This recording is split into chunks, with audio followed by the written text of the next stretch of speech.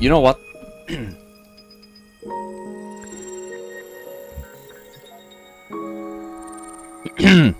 The PS5 is not fucking strong enough for this game.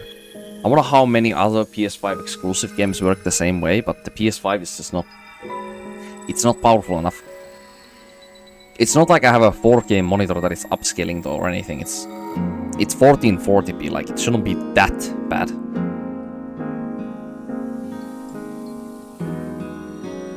Like, isn't its GPU equivalent to like 60s RX 6700 was it, or RX 6700 XT maybe? So 1440p for it is actually, yeah, it's actually quite tough for 1440p on that maybe.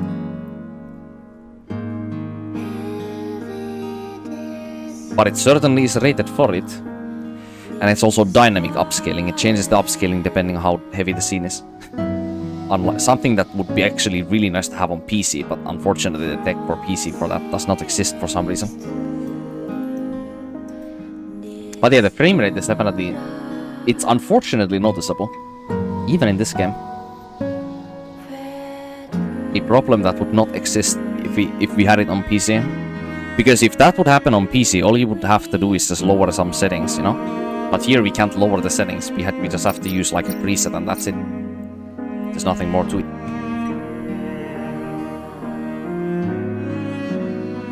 Also, that Gigas fight sucked ass. Like,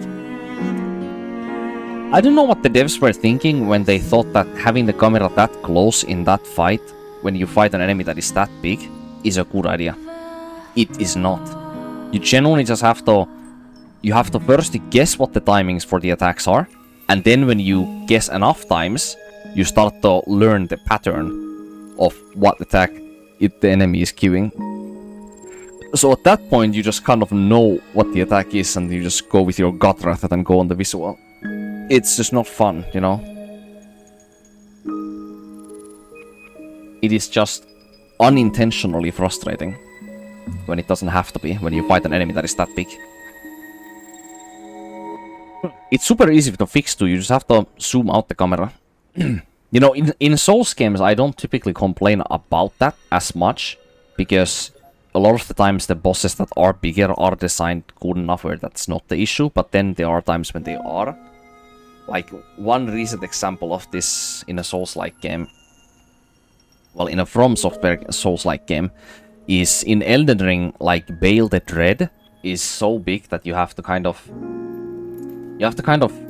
just have a lot of experience on fighting those kinds of big enemies in From Software Souls-like games to not feel like whenever Bale is doing something, it's rather too ambiguous to try to read what he does.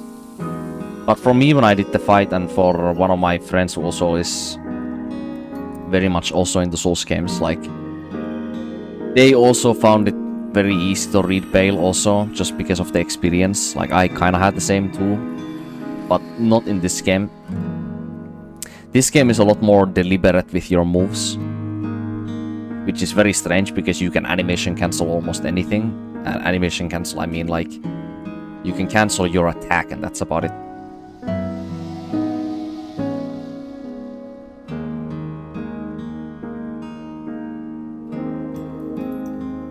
So even though I feel like this game's gameplay is more deliberate, which is strange to say because you are able to cancel your attacks with both parrying as well as dodging, something you can't typically do in Souls-like games too often.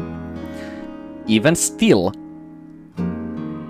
because of how slow the attacks are and how many slow-mos there are and how you get dragged onto taking damage in this game so easily. When you take one hit, you're just dragged onto a couple more attacks always after.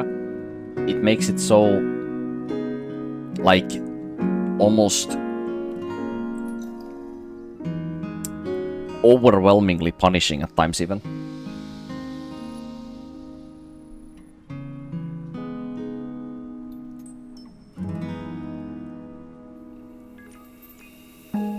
Like, even in Lies of P, a game that is very heavy also on the deflect mechanic or the parry mechanic, then even in that game, when you get hit by an attack after you fuck up something, you're not typically stuck to get hit like 3 times after you get hit once, you know? You can quite often get away after you take the first hit.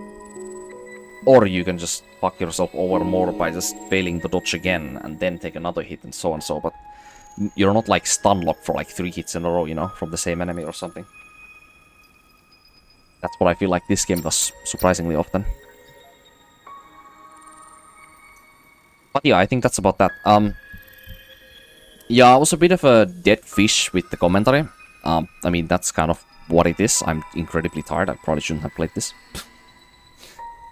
Yeah, I should probably stream. I mean, I usually stream earlier, so I'm more energetic, but oh well.